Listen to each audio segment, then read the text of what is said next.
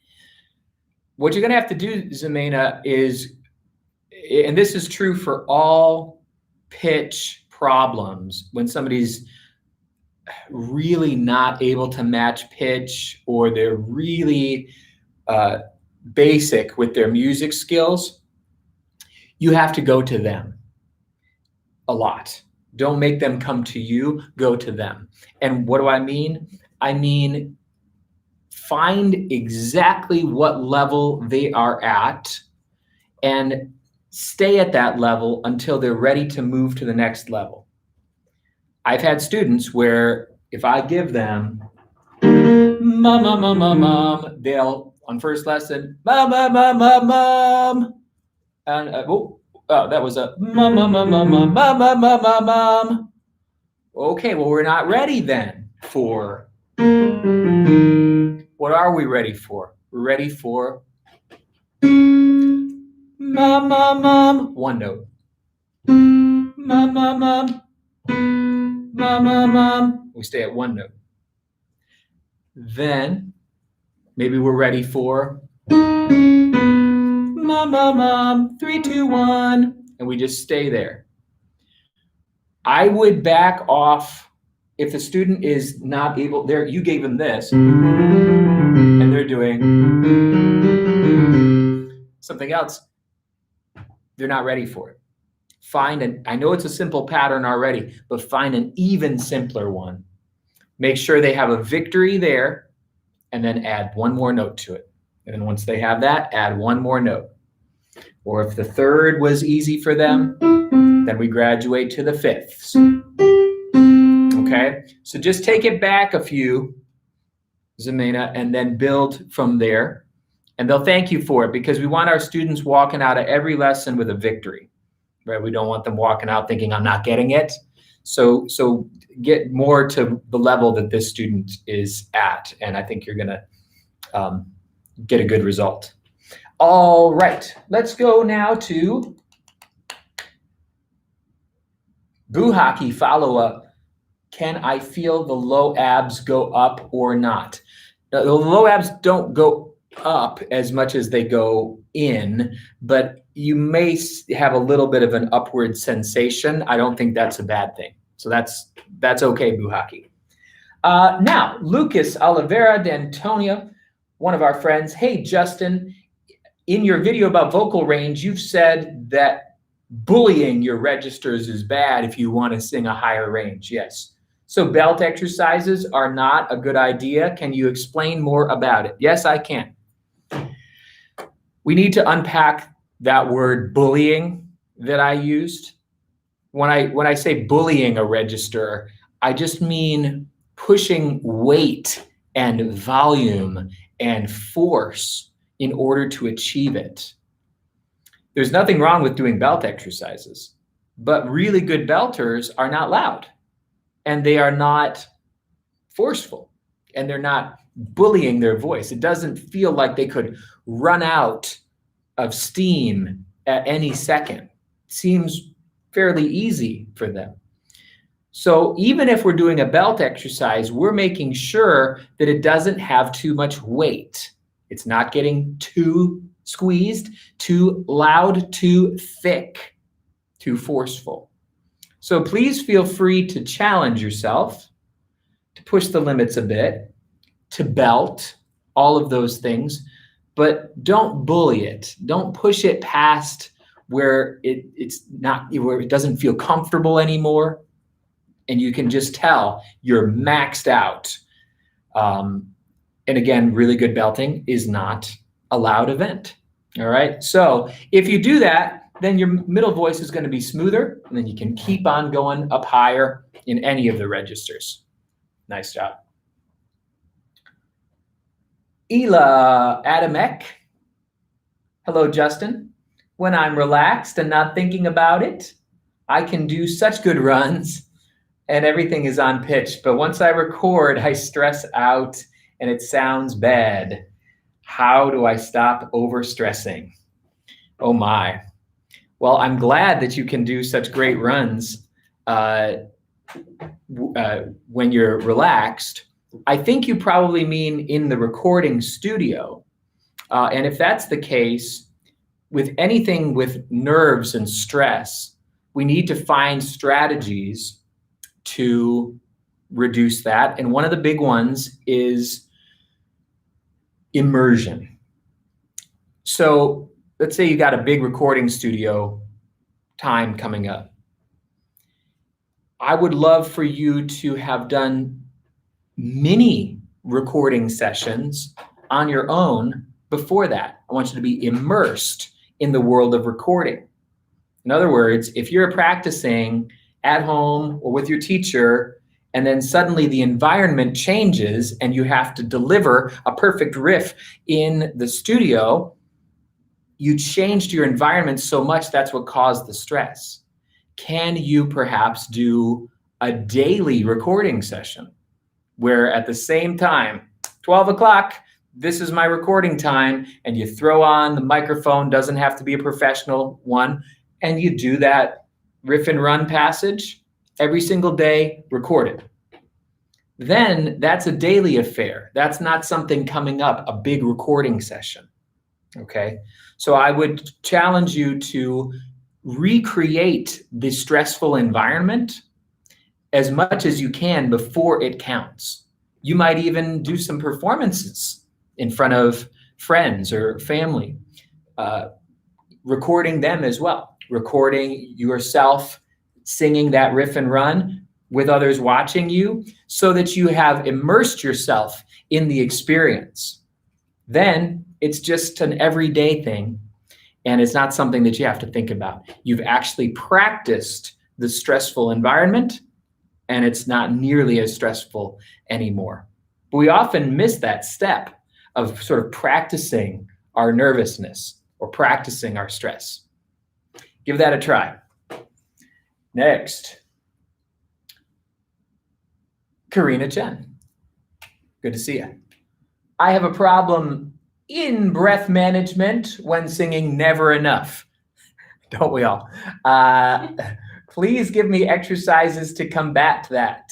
Okay, well, there's only two primary things that can be going wrong if you are having poor breath management.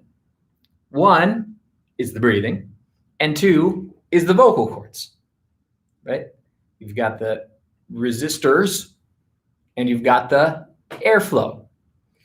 I think we've covered a lot today, the idea of compression and some exercises that you can do, whether it's head voice or mix, to increase your compression. With Never Enough, I can tell you, you're definitely going to need some serious chord closure for that. So Karina, make sure you're not singing it too lightly, too breathily, too headily, or else you might be running out. That's on the chord level. On the breathing level, we've also had some discussions about what should engage, not the solar plexus, but the low abdominals. But what I want to make sure you're doing, Karina, is staying expansive as long as you can. That's expansive in your rib cage and expansive in your abdomen. And you're going to keep those as, they're going to come in, but you're going to delay it. Delay it as long as you can. Don't let it contract, and that's going to help you last longer. You could practice just a breathing exercise on, say, a hiss or a fricative consonant, like a, just to work the breathing. That's a good exercise. And then you could take back into the song and do a fricative as well. Forget what key it's in, but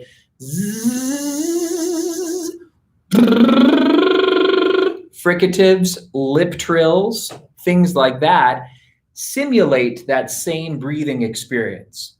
So practice it just the breathing, practice it with a sound like a fricative or a trill. And then, like I said, make sure you've got enough compression for the job so you're not leaking at the vocal cord level. Take those strategies and Hope it gets easier. That is a tough song. All right, now we've got Zoya. Thank you, Justin. It was very helpful. Sorry for such a long question. No, that's okay. I just want to get these right for you guys. Now, Sasha G. Hi, Justin. Thank you for doing these live chats. You're welcome. I'm trying to use false chords to add some distortion to my voice, but my voice is so clean and clear, like I don't have false chords at all. Well, you have them. Can you please give me a hint on how I can utilize my false chords for distortion? I've also tried growls from your lesson 11, but I couldn't succeed. Oh. Well, you couldn't do the growls. The growls are easier than the false chords, which shows me something. It shows me that you are not constricting enough in there to get the job done. With all the distortions, there's got to be a constriction. That's how it works. And we're taught, of course, in voice lessons, nice open throat, everything's, spacious. We don't want to squeeze it, but that's how you do the distortion. So probably what you're struggling with, if you're not getting any distortion at all, is you haven't done enough of the constriction above the vocal cords.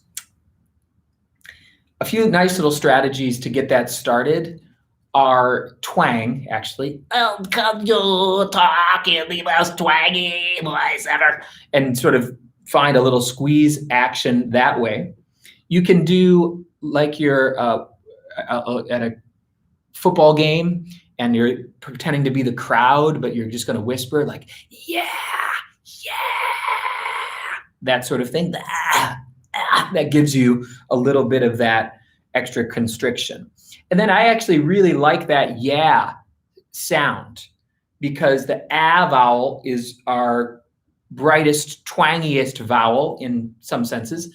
And the y lifts up the tongue and helps also lift the larynx a little bit. All of these things contribute to that constriction, the good kind of constriction. So then you can take that yeah sound, and we're gonna go real twangy, and it's a yeah, yeah, yeah, yeah, yeah, yeah, yeah, yeah. And then if I just constrict a little more, yeah, yeah, yeah, yeah, yeah, yeah, yeah, yeah, I start to get my false chords. Yeah, yeah, yeah, yeah. And they start to come in. But it's all about making sure that something can squeeze. Now remember, when doing this, be careful, okay? It's very easy to overdo that. It's a very subtle gesture, and right now you're not doing enough of it. But as you are playing with it, you probably do too much. And if it doesn't feel good or makes you cough or something, stop for the day. Rasp and distortion takes a long time. Don't be doing like an hour of this. Do like 5 minutes at the most, and see if you can find a little more constriction, start to kick up the distortion, and take those strategies, okay? But be careful. I don't want you to be afraid of rasp and distortion, but I want you to be cautious and thoughtful, all right? What do we have? Next up, Patrick Chu, another friend of ours. Hi, Justin. May I know how to produce vocal fry all the time? It seems that I have problems doing vocal fry after some vocal training or singing. Yeah, I know what you mean.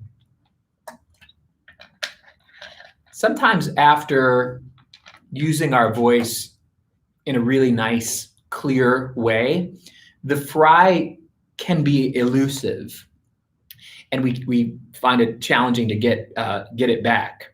What I'd recommend, Patrick, is whenever that's happening, or just anytime you want to find it, can you find the quietest volume that you're capable of? And one way to do it is take a 5, 4, 3, 2, 1 countdown, and let the volume go down with the numbers, like a 5, 4, 3, 2, 1.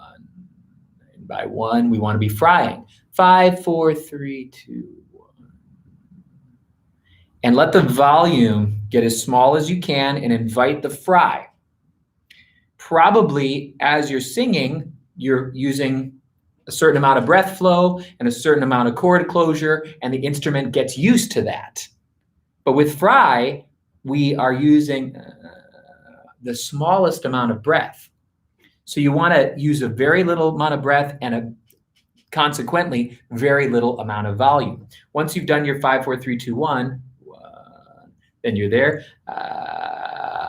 And try, Patrick, to do some songs that have fry in them, just adding I love you, that sort of thing in your song, so that fry becomes a gesture that you do throughout the course of your song work, not just another time.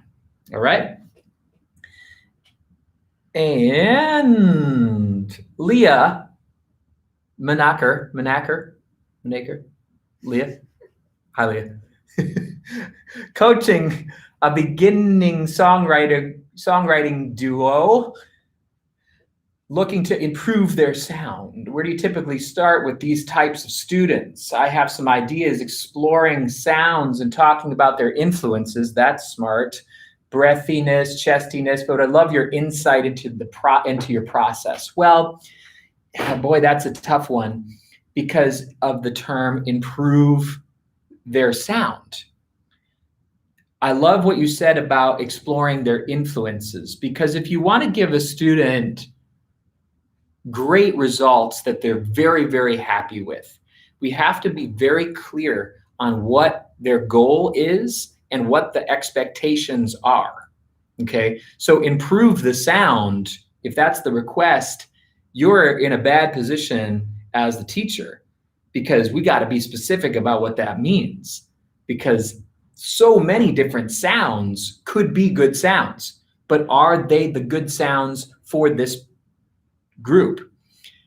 I would ask them to go really specific about those influences, and then we're going to break down these artists that they like. From there, what I would want you to listen for, Leah, is what is the larynx position? What is the resonance strategy? What registers seem to be used a lot? Are there certain stylistic gestures, riffs and runs, straight tone, vibrato, scoops, yodels, rasp and distortion? Are there certain things that are core to these sounds? And then design your lesson to pinpoint those issues that they want that would improve their sound toward those directions. You need to know what direction to go. And once you know, spend some time analyzing so that you can design the lesson for these two. Okay? Hope that is helpful. And who do we have next? Oh, Manucker. Manucker? Really? Okay. Leah Manucker. We're going to remember that. I hope I said it right. I probably still messed it up. Darn thing. Okay. Tressa Ann Davis, our friend. Tressa, good to see you again. Good afternoon, Justin. Hope you're doing well. I am, and I hope for you too. I'd be interested in hearing your thoughts on safely singing screamo and the growling tones you hear in today's alternative tunes. Well, I think probably you asked that before my rasp and distortion topics from before, but yeah, I mean, they can be done safely. So, I mean, that's my thoughts. Again, I think if one wants to master these things, your best bet is to do it under the supervision of a rasp and distortion specialist. There are voice teachers. We have a couple on our staff. I do it too, but I usually defer to specialists, because if somebody wants to make that their thing, like, probably you want somebody who is truly a specialist. I add those qualities, any of them, to voices where it's an additional stylistic feature. Like they want to have a really great overall voice and they want to throw in distortions, I do that.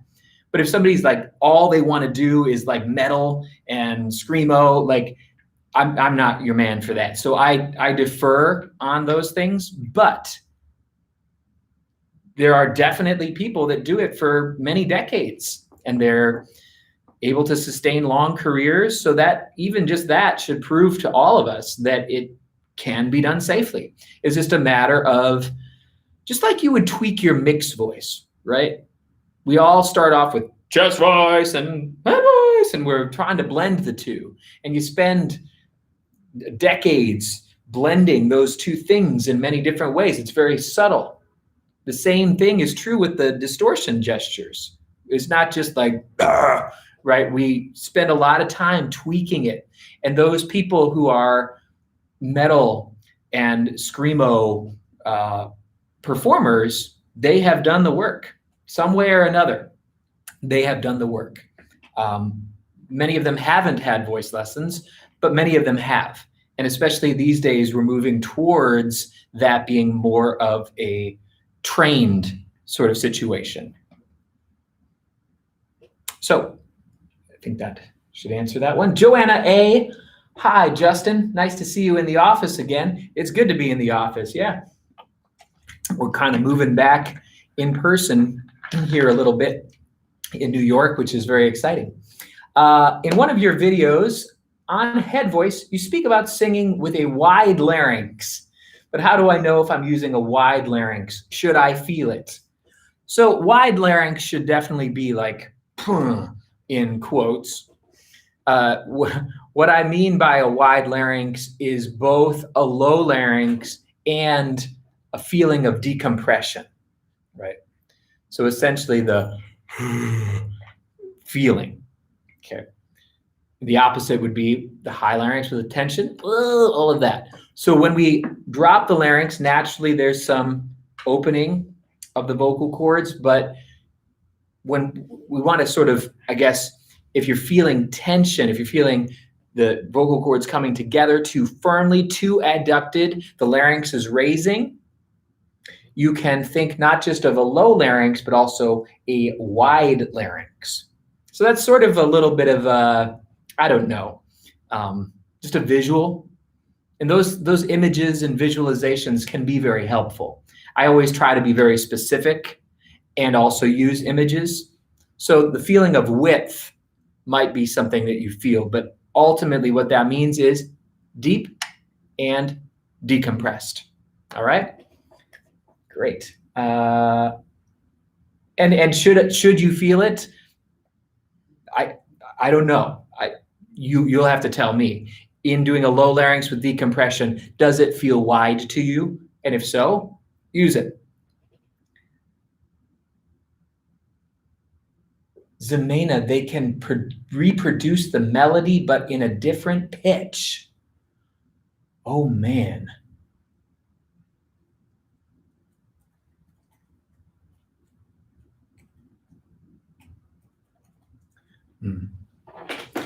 Maybe like a lower octave, perhaps. Okay, Zemena, still confused about the question, but I'm assuming what you mean is that if you played this, the singer sings, ma, mom, and we were, and they go, ma, mom, in a different key. In that case, the same rule that I gave you applies. Go to them. Go to them. If I played this and they sang, then we go to you. Mom. Oh, you singer, you. Did you see that you didn't sing this one? You sang, mom, that's. Now we'll do that one together. Mom, and you've met them. So that they can start to see where and how they have deviated. And then we go up. Mom, and then if they mom go way up, I go and I match them so that we can find out how the deviation is occurring. Okay? Key, that was the word. Okay, I think we got it. Yes, good. Okay. Lean Pisters, another friend of ours. Hello, everyone. Hope you are all fine. My question It seems to me when I am singing a song in which a lot of mixed voice is required, I cannot access it very well when I start singing too chesty. Yes. Should I sing a little lighter in order to get the mix properly? Or is this a matter of getting better skills? Also when riffing. Thank you, Justin. You're welcome. It's both, Lean. Both singing your chest voice in a lighter way and having better skills, as you said, to switch back and forth. Okay. But I think in part one, singing with a lighter chest voice, you're going to solve part two of being able to switch back and forth. The problem with singing with a thick chest voice is not the singing with the thick chest voice itself. The problem with singing with a thick chest voice is, how are you going to get out of it? How are you going to get out of it? If you have ways out of it, you're good to go. And you can use that thick chest voice anytime you want. Just you got to get out of it. What do I mean, get out of it? Sing the same exact notes in a different way, a lighter way. Can you hold the note and decrescendo it? Then you can really get out of it, right? So when we're going up, and I'm in like my chest voice range, ma ma ma ma ma ma ma ma ma ma ma ma ma ma ma. I want those same exact notes to have a ma ma ma ma ma ma ma ma ma ma ma ma ma ma. That kind of quality. This is really getting out of it. This is the kind of voice that would really work much, much higher up there. You notice it sounds kind of bizarre in this part of my speaking voice, but that quality, that's what makes that's what makes that work, is that I have this voice and I can take that all the way down. I can take that into my chest voice. And now I have prepared my low and mid notes as though they're going to go up. So you need that skill. And if you develop that skill, I think you'll be able to go back and forth. All right. John Wenning, oh man, teacher training graduate, choral conductor, voice teacher, pianist extraordinaire. Good to see you. Are you conducting all your private instruction virtually right now? No, I'm not. I am back in person. Or are you having one-on-one live lessons? Yes, I'm having one-on-one lessons. If so, how are you doing so safely? I'll tell you about that. I'm conducting all my lessons virtually. Feel like I should do this until it's safe to return in person. Well, let me talk about that. We're going by what our local climate looks like. And here in New York, you know, we had our phase 4 like in July. New York is very, very good at the moment. If things were to change, perhaps we would change. But at the moment, it is very safe to live and do things in New York City. I mean, even my gym is open again, and I can go and book a workout and be there in the gym with other people. So it's, you know, it's just, you have to be comfortable, and so do your students. So I have many of my students that are comfortable, and I am also comfortable. So I've invited anybody that is comfortable to come on back and have their in-person lessons, and that's a lot of people. There are some people that aren't comfortable. Also on my staff, there are some teachers that are back in person, and then there's some that are not. So it's really a personal decision for you and for your student. As far as doing so safely, I mean, I think, you know, some people actually wear a mask, which I don't require, but what we do have is distance. We have enough distance between piano and singer to make sure that it's safe. You know, I have like an air filter system as well. So given that there's enough distance and given that it's safe to return and that we have the option of wearing masks if we need, and we're wiping everything down, we're keeping the place very clean, we have sort of the green light, at least here, at least now, to go ahead. What I'd suggest to you is when things are safe in your area and you and your students are feeling comfortable and you followed all the protocols, you should be fine to open up for in-person lessons again. All right, cool. Selena Trevino, hi Justin, with your encouragement, I began learning piano last month. Oh, and I love it. Thank you, you're welcome. I'm not sure what to ask and we're running out of time. So when is your birthday? That is hilarious, Selena. My birthday is August 7th, so you missed it. You missed it. You have to wait another 11 months for that. So yeah, anyway. But here's what you can do for me in the meantime, if you would like. Sing Like Never Before is coming out, and this will be out as my book, and this will be coming out roughly around the 10th of October. We will release a video on the YouTube channel about it. And so you'll be able to order it. And I highly recommend the physical copy, by the way. We will have an ebook, but I will highly recommend to you the physical book because it is very visual and it's all art and like cartoon art. So it's nice to have it. If you want to do something for me, I would love it if you get the book and write a nice Amazon review. That for the next like year or so, anybody who wants to get me something, just write me a nice Amazon review for the book. That's the best thing you can do for Justin Stoney for like a good solid year. All right, until my birthday. So thanks for that, Selena. It's very generous. And all the best to you with your piano. That is the gift that keeps on giving. So stay with it. Okay. Bruno Espinoza, Justin, today I don't have technique questions. Apart from artistry, what do you think are the requirements to sign with an independent record label and finance a project as a songwriter and performer? Well, these days, Bruno, all the record labels want you to have done their work for them first. No offense to record labels. It's just how it works. The world of publishing is the same exact way. Publishing a book or releasing music.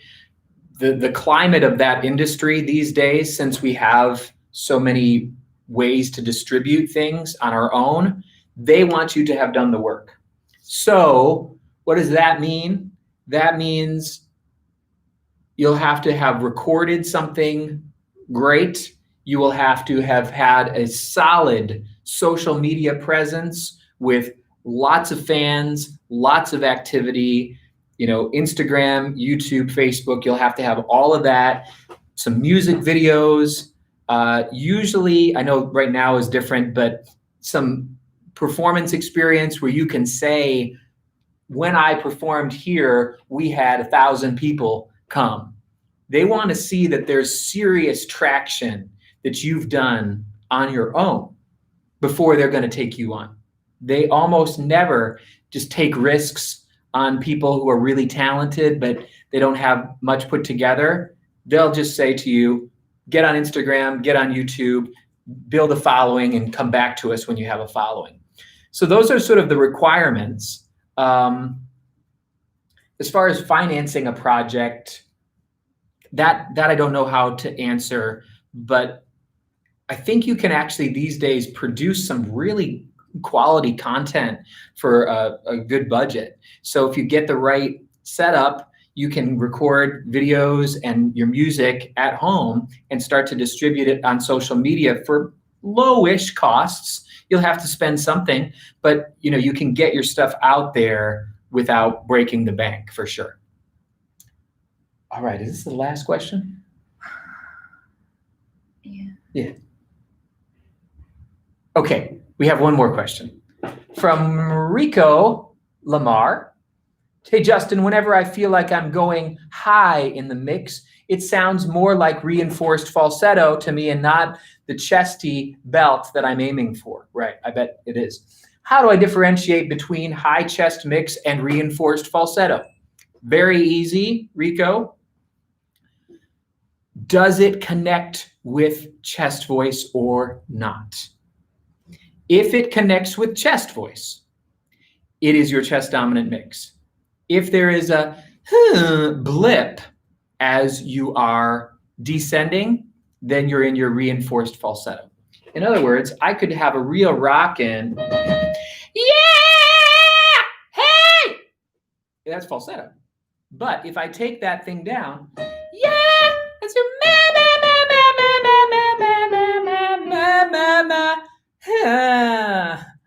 it breaks back. So that proves that it was the reinforced falsetto. But that stuff does not. So you've got to make sure that it connects. You can do two things. You can go top down and see, does it blip? Or you can come up from above and make sure it doesn't separate. I can't remember who it was I was telling before, but the idea of going narrow, slim, same embouchure, exact same embouchure, and taking chest up with that unchanged embouchure is a great strategy, Rico, for making sure that it is chest dominant mix. So give that a try.